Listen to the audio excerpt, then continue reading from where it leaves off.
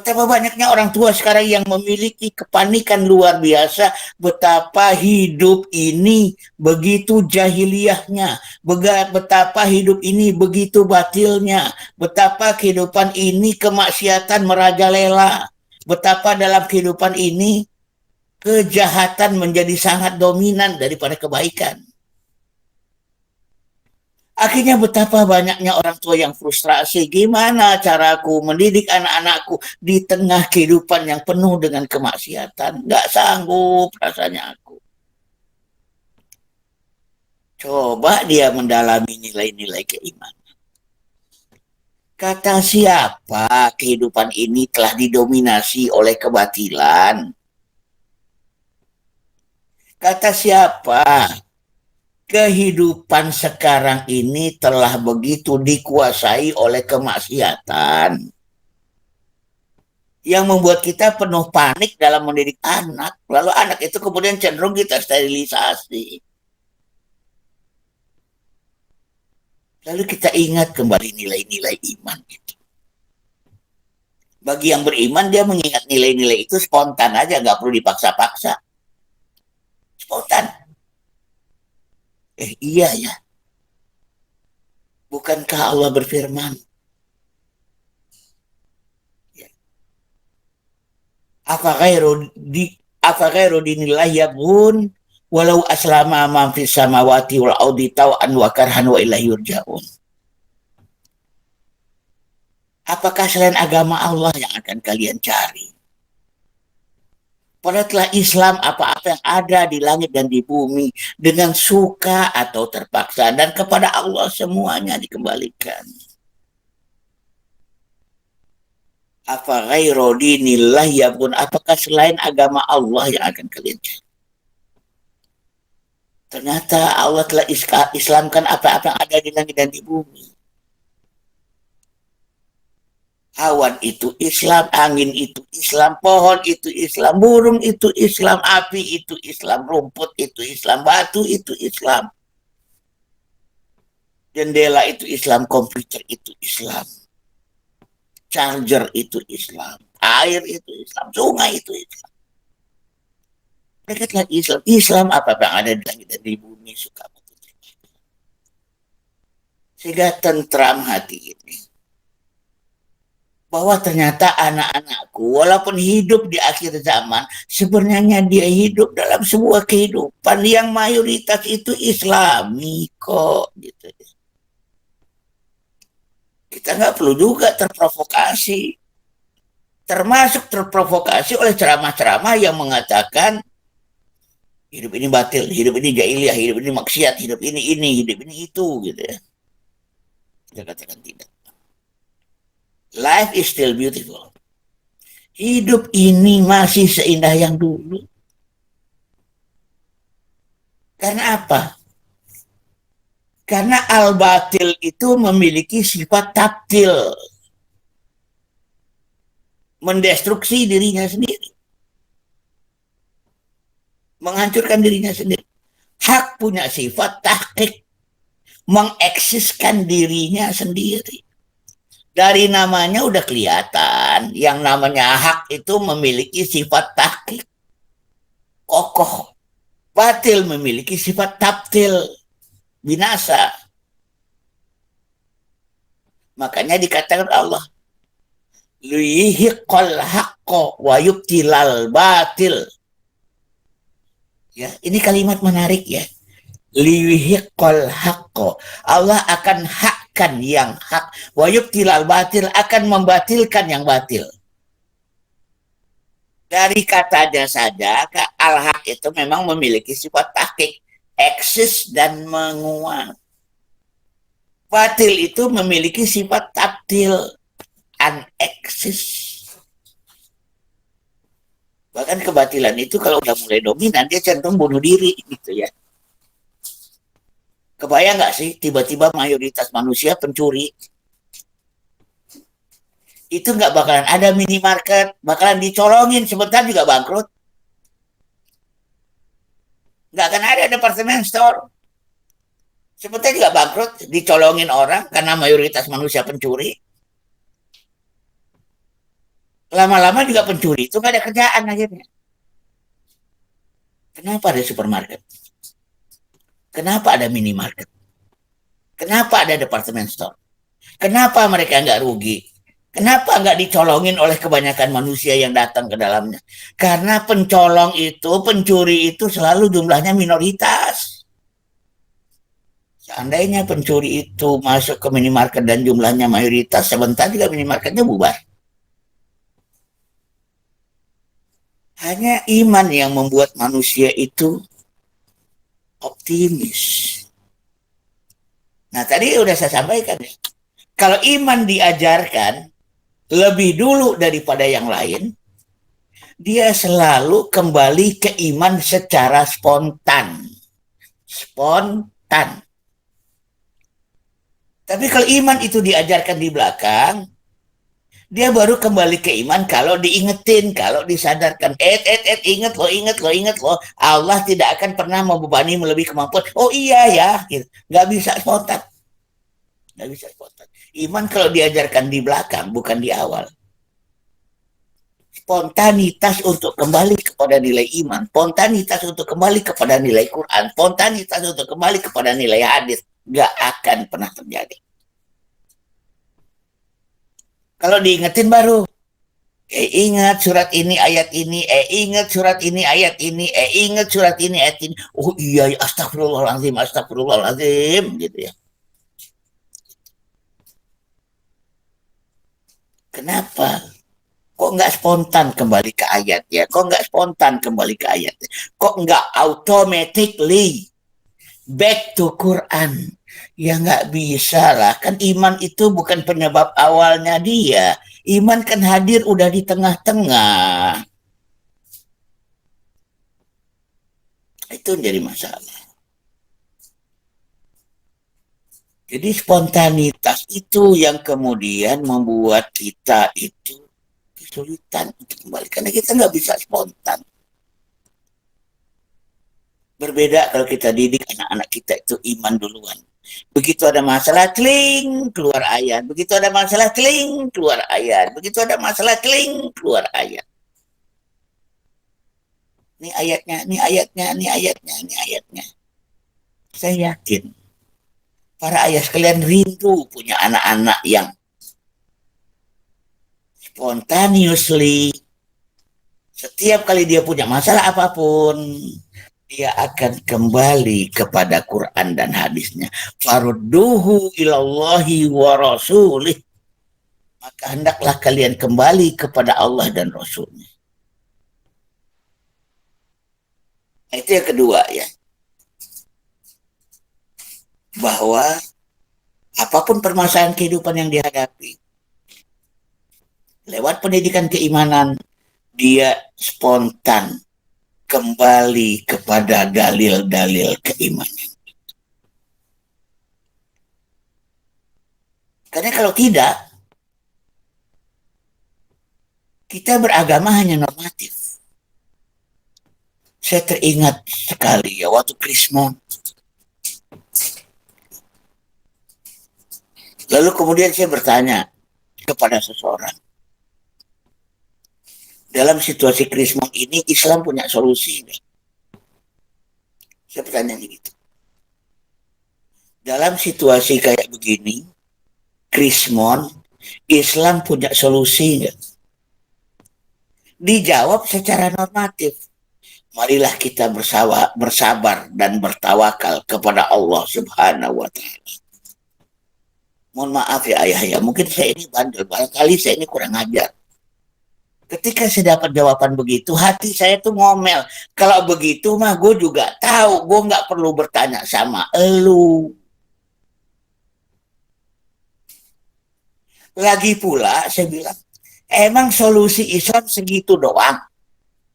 Menghadapi Krismon, marilah kita sabar dan bertawakal kepada Allah Subhanahu wa Ta'ala. Segitu doang Islam bisa menjawab permasalahan kehidupan.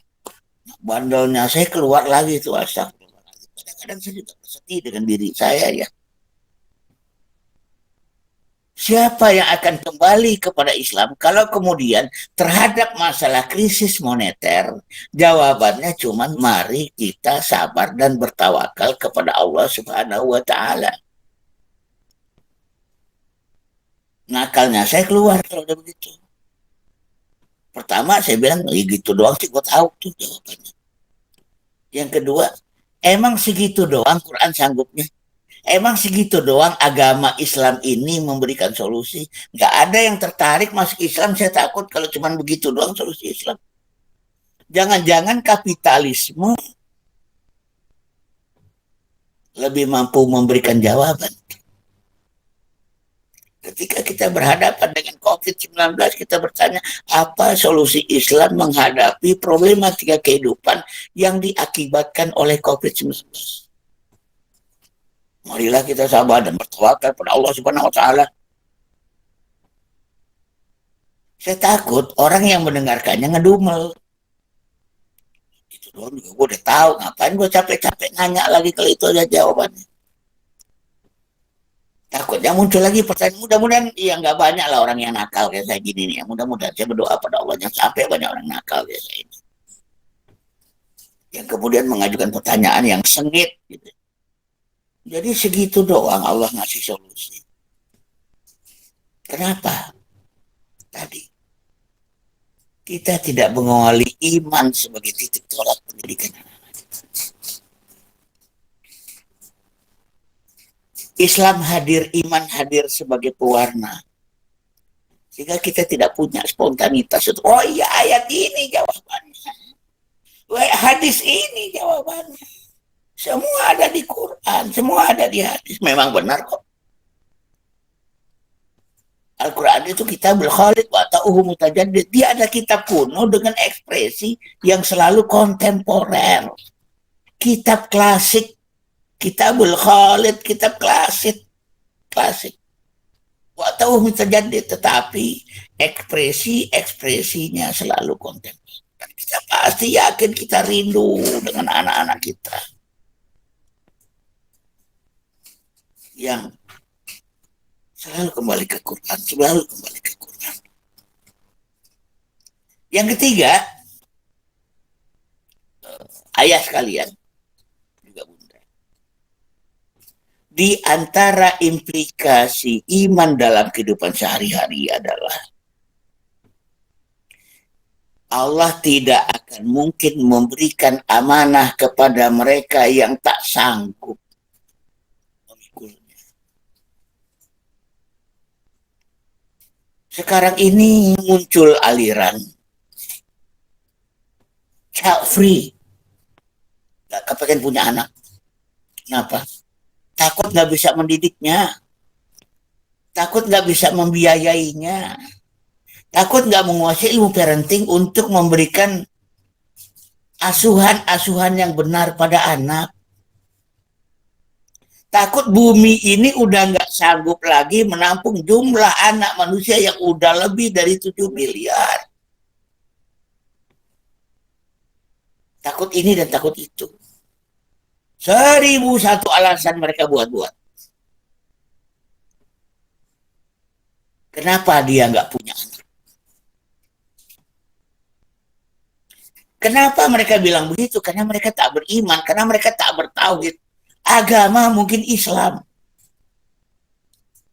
Saya agak sedih juga ketika dilakukan riset, ternyata sejumlah aktivis masjid sudah banyak juga yang berpegang pada nilai-nilai child free.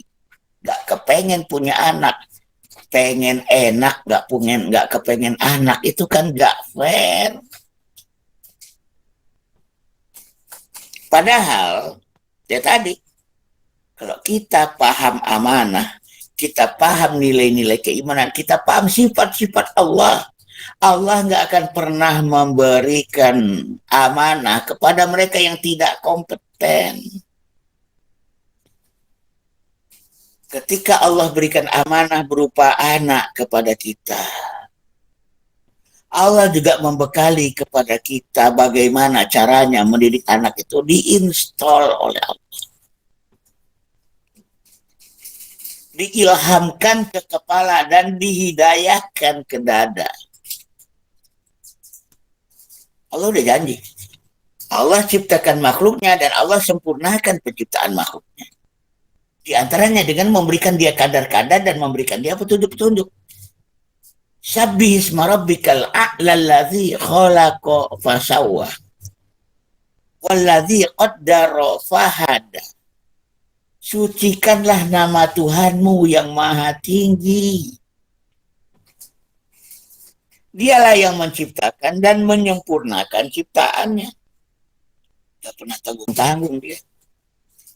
Dan dia yang memberikan kadar-kadar dan memberikan petunjuk-petunjuk.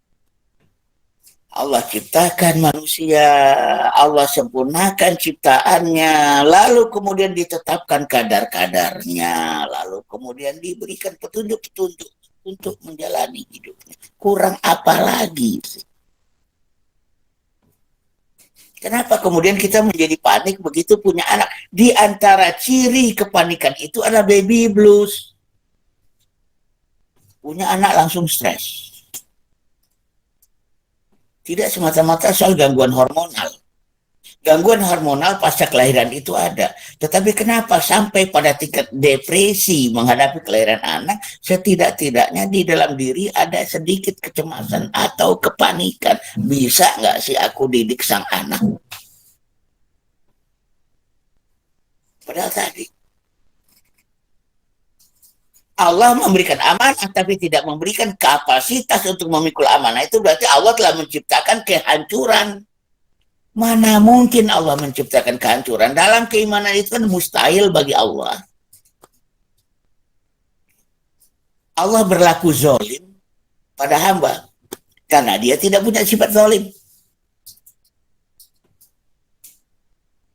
Sehingga kepanikan orang tua tentang bagaimana mendidik anak tidak perlu terjadi. Rasulullah sendiri sebagai hamba Allah, sebagai kurirnya Allah. Rasulullah itu kan artinya kurirnya Allah ya. Bersabda, "Idza duyi'atil amanah fantaziri sa'ah."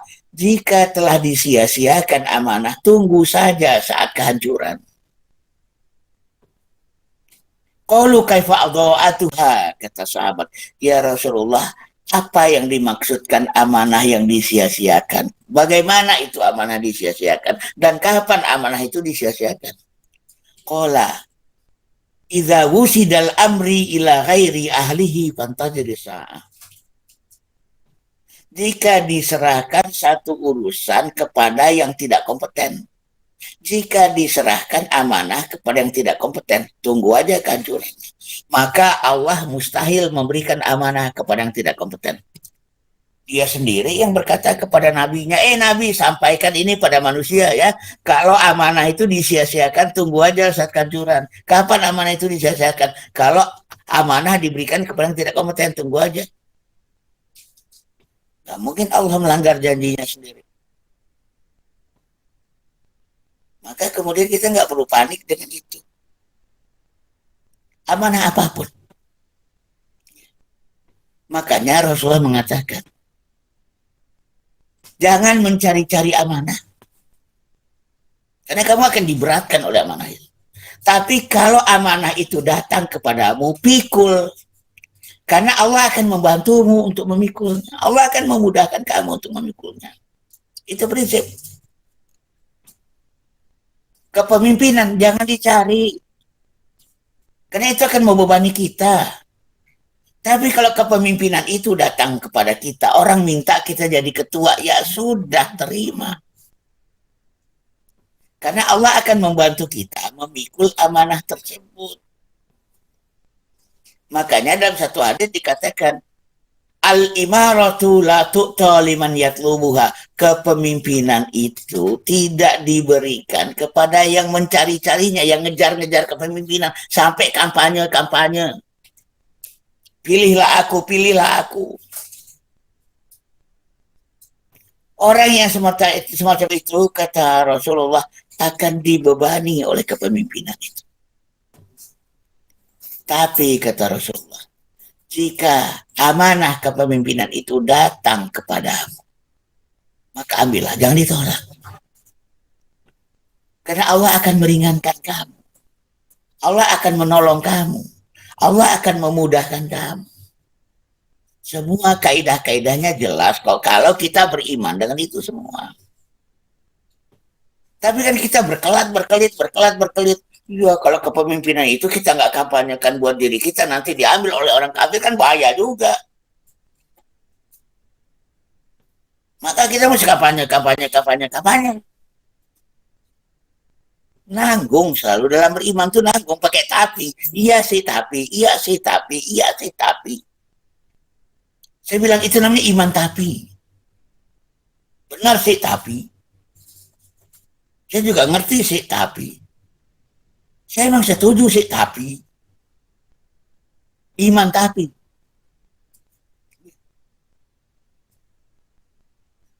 Allah mengingatkan.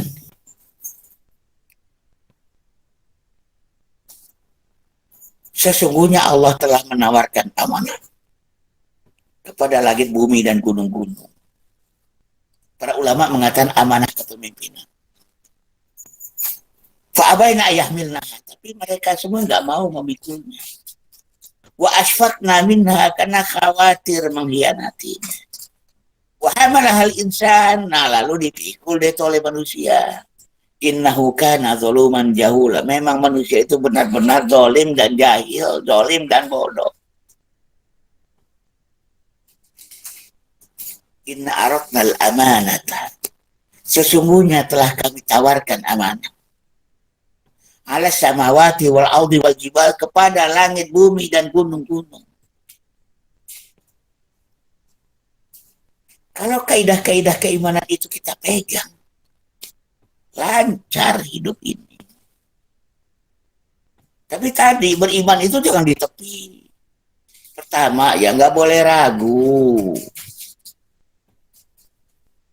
Zalikal kitabul la raiba fihi hudalil muttaqin. Inilah kitab yang tidak ada keraguan di dalamnya. Petunjuk bagi orang-orang yang bertakwa.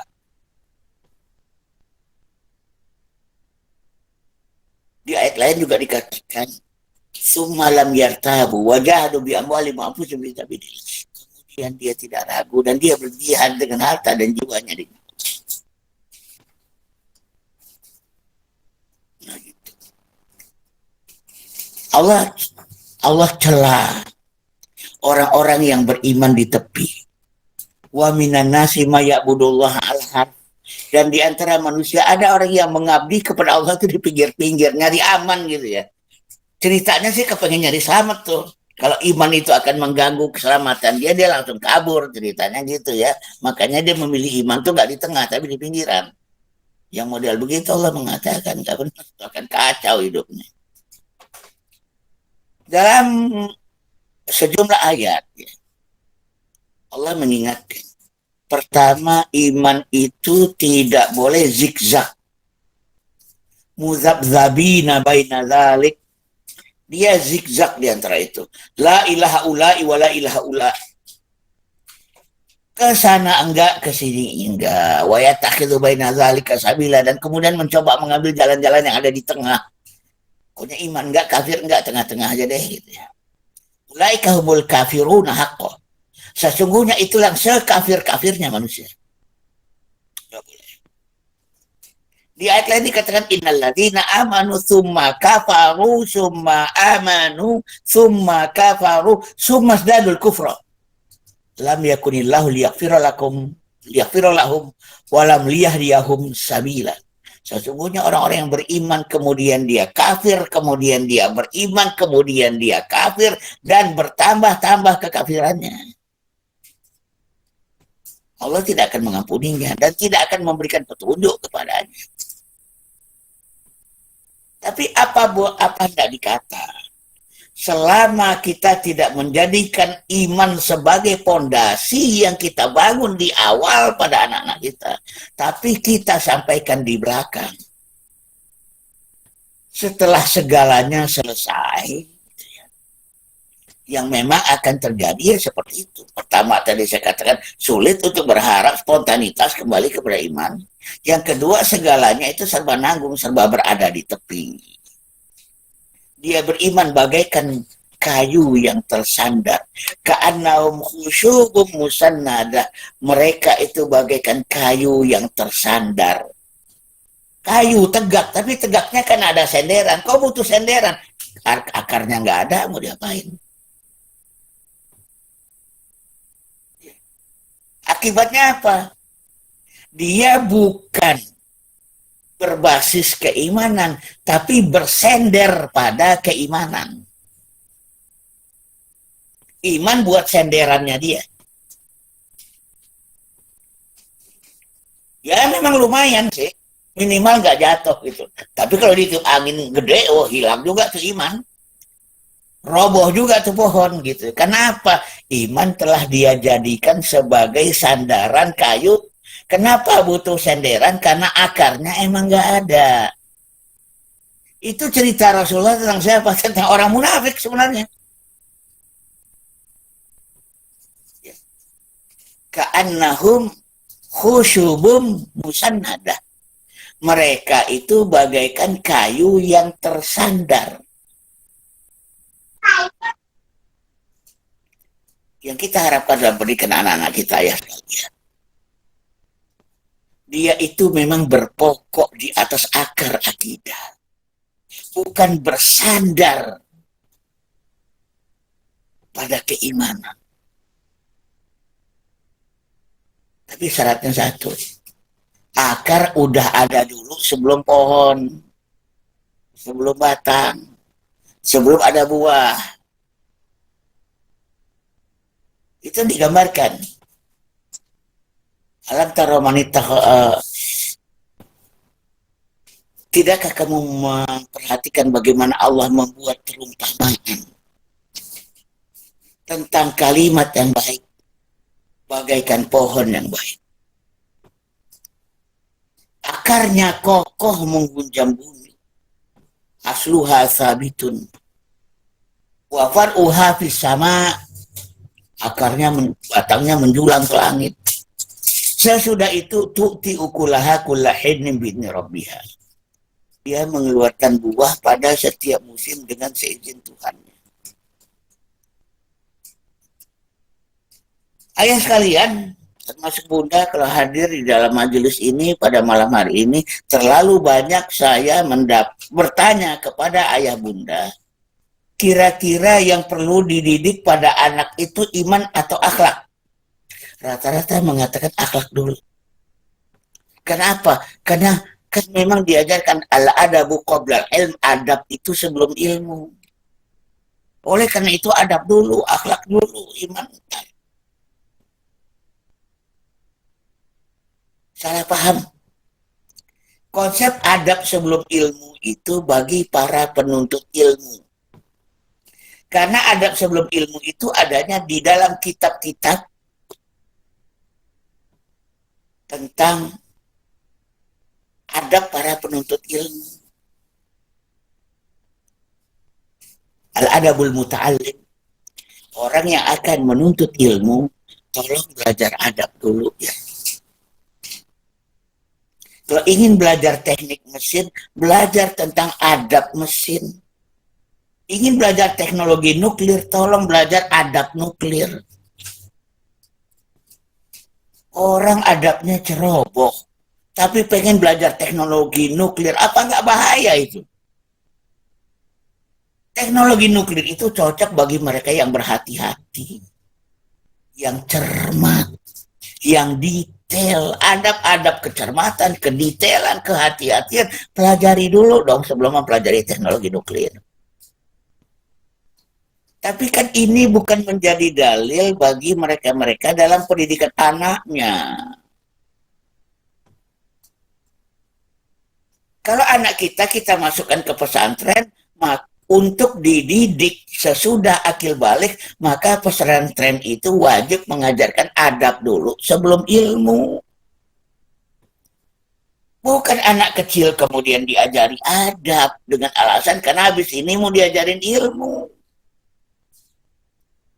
Ya. Sebenarnya apa dulu? Akidah apa akhlak? Akhlak dulu. Pendidikan karakter dipahami sebagai pendidikan akhlak. Sebenarnya pendidikan karakter itu adalah pendidikan akidah. Akhlak itu adalah buah dari pohon tersebut. Puncak dari seluruh pendidikan Islam adalah akhlak. Gak ada artinya kita mendidik Islam macam-macam kalau akhlak itu gak terbentuk pada akhirnya. Sekali lagi, pada akhirnya. Kita suka gak sadar. Akhirnya tersisih lagi tuh iman. Sehingga pertanyaannya selalu kayak tadi. Bagaimana dia mau bisa spontan? Bagaimana dia bisa pohon itu tegak dengan akar yang kuat? Kalau akidah iman diajarkan belakangan, maka iman itu akan menjadi sandaran bagi dia. Tapi tidak menjadi pondasi bagi dia. Sekuat apapun sandaran itu, kalau ditiup angin besar, tumbang. Sehingga kita jadi kaget. Dulu kayaknya ibadahnya rajin deh. Ininya rajin deh, itunya rajin deh. Begitu ketemu cowok, gantengnya setengah mati. Orang Kristen, dia rela pindah agama. Demi cowoknya itu.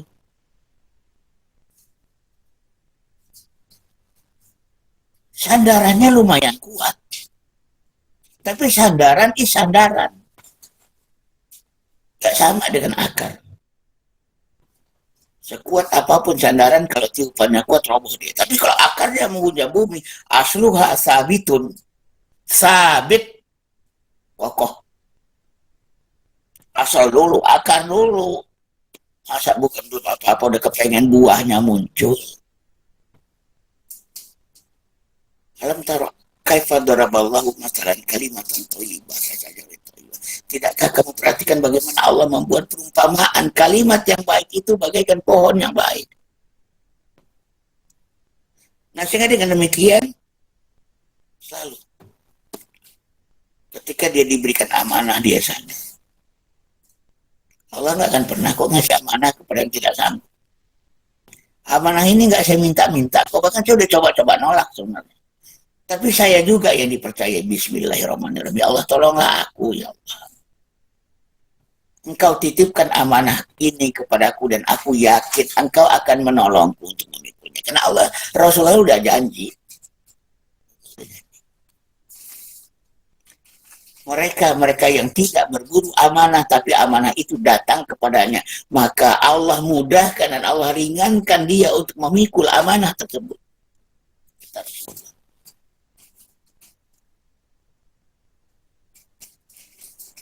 Suatu ketika sahabat Rasul Abu Dzar Al-Ghifari tiba-tiba tertarik dengan amanah kepemimpinan. Rasul berkata, ya Abu Dzar, al-imaratu la tu'ta liman yatlubuha. Kepemimpinan itu tidak akan diberikan dalam Islam kepada orang yang meminta-mintanya dan mencari-carinya. Tapi kan lumayan ya Rasulullah, kalau kita itu memegang tampuk kepemimpinan, kita akan melakukan perubahan ke arah nilai-nilai Islami semudah berbalik setelapak tangan. Kata siapa? Kalau memang itu yang terjadi, Rasulullah itu pernah ditawarin dulu. Ya Muhammad, apa sih yang ingin kamu cari lewat dakwah-dakwahmu, kata pemimpin kafir Quraisy. Jika kau yang ingin kamu cari kekayaan, kami akan jadikan kamu orang yang paling kaya di antara kami. Jika kamu karena perempuan, kami carikan kamu perempuan yang paling cantik di antara kami itu untuk kamu nikahi. Kalau kamu ingin mencari kekuasaan dengan ini, kami tidak akan memutuskan hal apapun kecuali atas perintah kamu. Wah, itu kalau Rasulullah mau terima tawaran kekuasaan itu kan asik. Nanti Allah Rasulullah tinggal meminta dia masuk Islam, gitu. Kan katanya mau patuh. Tapi Rasulullah juga tahu orang yang masuk Islam gara-gara diperintah mah akan membleh Islamnya. Dia berislam tanpa iman kok. Ada gunanya juga gara-gara aku jadi pemimpin semuanya akan aku perintahkan masuk Islam lalu jadi masuk Islam dan Islam yang kuat. Ada juga munafikun nanti.